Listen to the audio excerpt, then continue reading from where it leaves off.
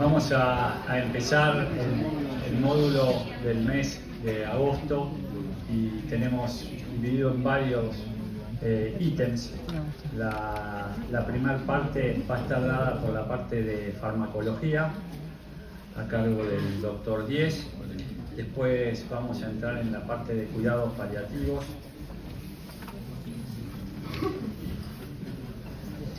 a cargo del doctor Duravne, y la última parte dedicaremos a parte de dolor lumbar. Como modalidad este año, recuerden que siempre tratamos de presentar algunos puntos importantes de los temas que vamos a hablar. Estos puntos tratan solamente de que sean como pequeñas iluminarias que no pueden dejar de conocer o tener conocimiento sobre la patología que se va a tratar en el módulo. Y después vamos a hacer, como siempre, unas preguntas introductorias para ver el grado de conocimiento sobre el tema.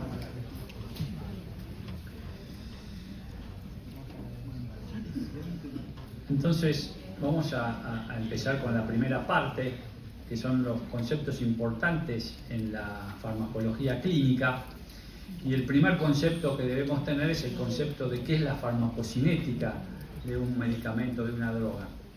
En realidad, el concepto fundamental está dado por cómo el cuerpo absorbe, distribuye, metaboliza y elimina un fármaco. Es decir, esto se va a expresar a través de varias variantes de un fármaco, como puede ser la biodisponibilidad, la vida media de ese fármaco, el volumen de distribución y el aclaramiento.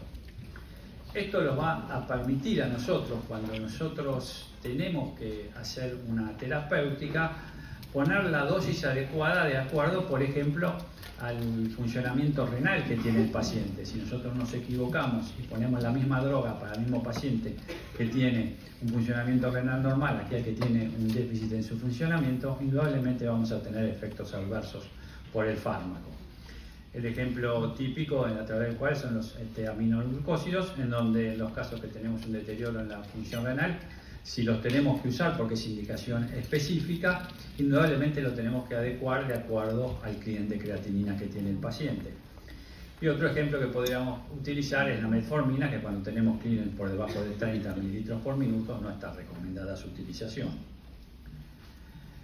El segundo concepto que debemos tener es de lo que es la farmacodinamia, y esto es lo que le hace el fármaco al cuerpo. Fundamentalmente es el mecanismo de acción del fármaco, el efecto terapéutico y la relación dosis-respuesta. Eso nos va a ayudar a entender cuáles son los efectos que nosotros queremos tener a través de la utilización de un determinado fármaco y cuáles pueden llegar a efectos no deseados. Por ejemplo, si utilizamos un beta-bloqueante en un paciente que tiene una insuficiencia cardíaca, nos va a servir para disminuir el consumo de oxígeno, nos va a servir para el remodelamiento ventricular que puede tener, pero bueno, a veces puede generar una bradicardia muy extrema. Y hoy hay un tercer concepto que hay que tener en cuenta, que es el de la farmacogenómica. Es decir, cómo interviene la genética de un individuo en la respuesta farmacológica. Esto es algo que mucho no lo utilizamos nosotros, no lo tenemos en cuenta porque es muy dificultoso muchas veces solicitar una prueba para tratar de investigar qué alteración o variación genética puede tener ese individuo, pero es muy importante porque a veces puede afectar en demasiado la respuesta farmacológica. Aún en algunos casos, a través de la genética propia del individuo, puede estar contraindicado, y eso se ve típicamente en el paciente que por ahí HIV y nosotros le tenemos que dar como tratamiento abacavir. Recuerde que por consenso y es indicación precisa, antes de utilizar un paciente HIV un tratamiento con abacavir como tratamiento antirretroviral, debemos pedirle a ver si tiene un dosaje de HLA B5-701 positivo. Si es positivo, está contraindicado porque puede ser una reacción adversa severísima al paciente que le puede originar hasta la muerte. Y después hay que tener ciertos conceptos de que por ahí hay individuos que utilizamos como tratamiento antiagregante clopidogrel y vemos que tenemos una mala respuesta porque el paciente hace un fenómeno trombótico. Por ahí puede tener la presencia de un gen, que es gen y enzima, que es el CYP2C19, que actúa o se sintetiza a través de una alteración genética en forma más lenta, metabolización más lenta, y por lo tanto el clopidogrel pierde su eficacia y entonces el paciente tiene riesgo de hacer trombosis. Es decir, ¿qué nos debemos tener como tips? Que la farmacocinética nos va a ayudar a dosificar bien, que la farmacodinamia nos va a ayudar a elegir cuál es el mejor fármaco que debemos utilizar, y fundamentalmente la farmacogenómica nos va a ayudar a personalizar la terapia. En cuanto a las interacciones medicamentosas, hay que tener en cuenta que no todas las interacciones son significativas, pero sí hay algunas que son más importantes, y aquellas que fundamentalmente me pueden aumentar el riesgo de toxicidad. Por ejemplo, si yo tengo un paciente que lo tengo anticoagulado con warfarina y le doy, por ejemplo, Bactrim, el riesgo de sangrado se va a potenciar. Si tengo un paciente a través del cual lo tengo antiagregado con clopidogrel y le agrego un inhibidor de la bomba de protones como omeprazol, voy a tener una reducción en el efecto antiplaquetario del clopidogrel. Y después hay que tener en cuenta aquellos fármacos que tienen un margen estrecho entre la dosis y la toxicidad, que nos pueden ser, por ejemplo, los efectos, los fármacos clásicos, como puede ser la digoxina en el tratamiento de la insuficiencia cardíaca, el litio en el síndrome bipolar, o la finitoína como tratamiento anticonvulsivante. Entrando en la segunda mitad del módulo que vamos a tener este año, vamos a entrar en la parte de cuidados paliativos, y es importante que tengamos algunos conceptos desde el punto de vista clínico de qué son los cuidados paliativos. Y los cuidados paliativos son y sirven para mejorar la calidad de vida. No intervienen en el aceleramiento o el retraso de la muerte. Es una herramienta clínica esencial que todos debemos conocer. No solo las vamos a utilizar para el final de la vida, muchas veces se utilizan en enfermedades crónicas, como puede ser el EPOC, la insuficiencia cardíaca, la demencia. Hay que tener en cuenta que en los cuidados paliativos la toma de decisiones siempre debe centrarse en el paciente, respetando la autonomía y los valores del mismo. El médico no debe decidir por el paciente, sino que lo debe acompañar en la toma de decisiones. Respecto siempre al respeto que hay que tener por las voluntades anticipadas y por las directivas previas, y nunca someterse a un encarnizamiento terapéutico. El sexto punto, cuando nosotros queremos hablar de lo que son los cuidados paliativos, siempre hay que recordar la estrategia típica en las líneas de actuación en el tratamiento del dolor. Y tenemos tres escalones de dolor leve, un dolor moderado y un dolor intenso, y en nuestro primer escalón debemos tener siempre como fármacos indicados el paracetamol y los antiinflamatorios no esteroides. En el segundo escalón debemos al dolor moderado, y ahí ya empiezan a intervenir los opioides débiles como el tramadol, como la codeína, a lo cual le podemos sumar algún analgésico no opioide. Y en el dolor intenso, ahí tenemos que recordar que ahí tenemos los analgésicos que van a estar dados por los opioides potentes, la morfina, la oxicodona y el fentanilo, a lo cual le podemos ayudar con algún coadyuvante, como por ejemplo puede ser la lidocaína. El séptimo tips que nosotros debemos tener en esta parte de lo que son los cuidados paliativos es que cuando un médico indica morfina a un paciente con dolor oncológico, debe tener en cuenta tres aspectos fundamentales: evaluar bien al paciente y el tipo de intensidad del dolor, indicar correctamente la dosis y el esquema con los rescates adecuados, y prevenir y tratar los efectos adversos frecuentes. A manera de ejemplo, podemos decir que en nuestra evaluación inicial, tipificar qué es el dolor nociceptivo o el dolor neuropático.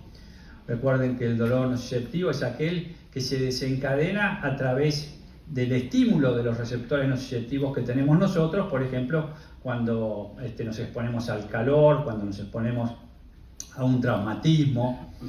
Y el dolor neuropático es aquel que se produce directamente por la afección del nervio, ya sea a nivel periférico o a nivel central. Para eso recuerden que la morfina siempre tenemos una dosis inicial sugerida, oral, en dosis de 5 a 10 miligramos cada 4 horas y subcutánea de 2,5 a 5 miligramos también cada 4 horas. Con los rescates que lo vamos a hacer siempre en un 10 a un 15% de la dosis total que se utilizó durante el día. Eso lo vamos a dar los rescates de acuerdo a la necesidad que tenga el paciente. Recordar que la constipación es uno de los síntomas más frecuentes, por lo tanto, una vez que iniciamos nosotros tratamiento con morfina, debemos darle un laxante al paciente, como por ejemplo puede ser la lactulosa. Los náuseas y los vómitos los vamos a prevenir con antieméticos, como puede ser la metoclopramida los primeros días, y la somnolencia generalmente suele modificar después de las 24 a 48 horas. Si persiste, ahí empecemos a investigar un poquitito si no estamos teniendo alguna intercurrencia farmacológica a través de la morfina. Los signos de toxicidad, recordar que la miosis y la depresión respiratoria, pero que no son frecuentes de ver. El octavo punto en cuanto a la comunicación y toma de decisiones compartidas es saber comunicar malas noticias con empatía y claridad. Siempre hay que iniciar un tratamiento, iniciamos un tratamiento en el nivel de los cuidados paliativos. Es importante tener una buena comunicación con el paciente, saber la voluntad anticipada, consultarlo con él, con los familiares, porque muchas veces puede ocurrir que el paciente oncológico hace un paro cardiorrespiratorio y muchas veces no quiere el paciente que se le realice algún tipo de reanimación y que sea por ahí esa la evolución final. Limitación en el esfuerzo terapéutico, es decir, siempre no hacer lo que dijimos al inicio, hacer una encarnación de lo que puede ser una sobreexageración del tratamiento, y siempre incluir al paciente de la familia en la toma de decisiones, respetando los valores y las prioridades. El noveno punto que debemos tener en cuenta ahí es cuando nosotros debemos indicar cuidados domiciliarios en pacientes en cuidados paliativos. Fundamentalmente cuando el paciente necesita una atención médica, pero no requiere la internación. Recuerden que la internación hospitalaria siempre es una fuente de introducción de patología infectológica, lo alejamos de su medio que le genera por ahí bienestar, que es el medio de su casa, de su familia. Entonces, esto nos lleva a aliviar el sufrimiento y que el paciente tenga un mejor confort. Los cuidados domiciliarios nos sirven para controlar los síntomas, como pueden ser los dolores, las náuseas, la ansiedad, si aparece algún tipo de disnea, acompañamiento emocional y espiritual, y siempre evitar la internación innecesaria. Y el último punto que vamos a tener a través de este módulo va a ser el módulo del dolor lumbar. Y el dolor lumbar, recuerden que es uno de los motivos de consulta más frecuentes en la práctica clínica, y todo médico clínico debe tener herramientas básicas para evaluarlo correctamente. Y para eso debemos tener ciertos signos de alarma, los red flags. ¿Y cuáles son esos signos de alarma que tiene un paciente con dolor lumbar? Cuando aparece fiebre, sudoración nocturna, pérdida de peso. Ojo, porque ahí por ahí está en cuenta alguna infección, alguna neoplasia. No nos quedemos en que es un dolor de una contractura nada más y un analgésico. Cuando aparece un déficit neurológico progresivo, ese es un signo de alarma importante. Puede haber una radiculopatía severa, una compresión medular. Cuando aparece un cuadro de incontinencia urinal o fecal, el síndrome de la cola de caballo, es un tips que nosotros debemos siempre tener presente. En el paciente obviamente que tiene historia de cáncer o inmunosupresión, el traumatismo mayor, y obviamente el paciente que tiene uso crónico de corticoides por el riesgo que tiene de osteoporosis y un mayor riesgo de fractura. Y con eso tenemos los 10 tips más importantes. Bueno, ya igual está acá el doctor Díez, pero vamos a hacer unos casos introductorios. Y si tenemos una mujer de 68 años con hipertensión arterial, dislipemia y artrosis, y le recomendamos que tomara un vaso de jugo de pomelo todos los días. ¿Cuál de estas drogas presenta interacción con el jugo de pomelo?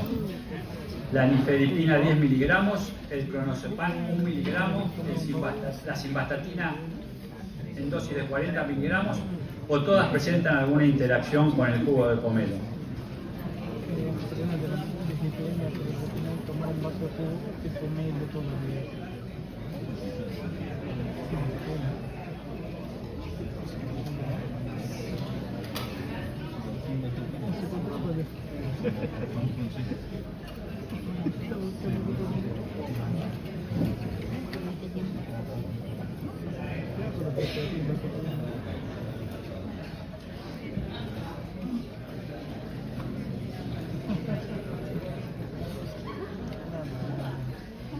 Bueno, la gran mayoría contestó correctamente. Recuerden que entre los fármacos que interactúan con el pomelo y pueden inducir consecuencias clínicas graves, confirmadas o muy probables, se incluyen las estatinas, las benzodiazepinas y la mayoría de los antagonistas del calcio.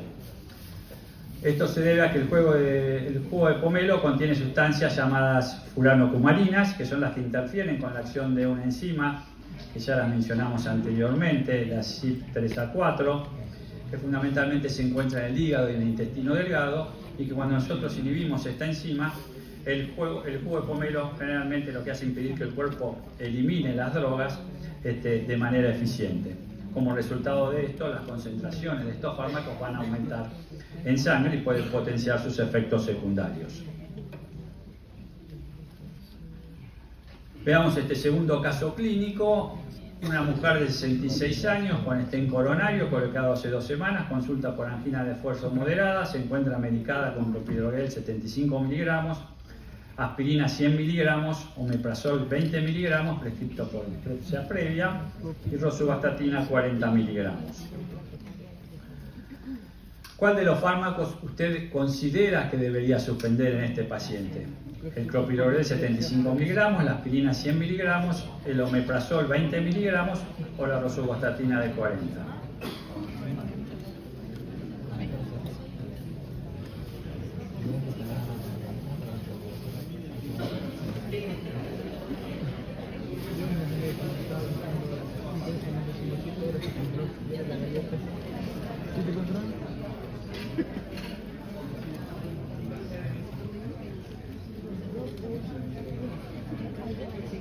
Esto es habitualmente que lo veamos este error en la práctica diaria.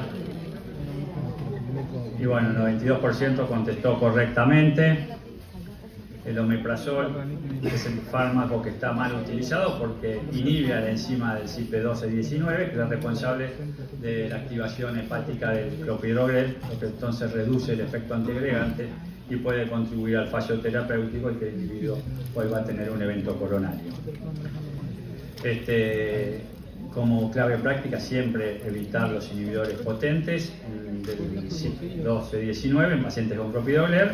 Y bueno, si hay que utilizar protección gástrica, por ahí una buena elección sería utilizar pantoprazol, que no interfiere con la enzima. Y hacemos el último caso, porque ya lo tenemos al profesor Díez acá, donde tenemos una paciente femenina de 64 años de edad con adenocarcinoma de páncreas, con metástasis hepáticas y óseas, que consulta por presentar dolor severo en hipocondrio derecho, con una escala del dolor EVA de 9 en 10, náuseas persistentes, astenia intensa, no tolera más que líquidos, presenta 2 internaciones previas en los últimos 3 meses por dolor y colestasis, vive con su hija, que es su cuidadora principal, y tiene un deseo expreso de no volver a internarse. Se encuentra medicada con tramadol 50 miligramos vía oral cada 8 horas y paracetamol 1 gramo cada 8 horas. ¿Qué conducta tomaría? Le agregaría diclofenac 75 miligramos cada 12 horas vía oral, le agregaría dexametasona 4 a 8 miligramos día vía oral según tolerancia, más metoclopramida 10 miligramos cada 8 horas. Cambiaría el tramadol y el paracetamol por morfina vía oral 10 miligramos cada 4 horas, con rescates de 5 a 10 miligramos si el EVA es mayor o igual a 4, y agregarle lactulón. Y cambiaría el tramadol y el paracetamol por la morfina vía oral 10 miligramos cada 4 horas, con rescates de 5 a 10 miligramos si la EVA es mayor o igual a 4, más lactulón, más dexametasona 4 a 8 miligramos vía oral según tolerancia, más metoclopramida 10 miligramos cada 8 horas. Recuerden que el paciente tenía náuseas, que estaba muy asténico, que se encontraba ya con un tratamiento con tramadol y paracetamol y que seguía igual con una intensidad de dolor de 9 en 10.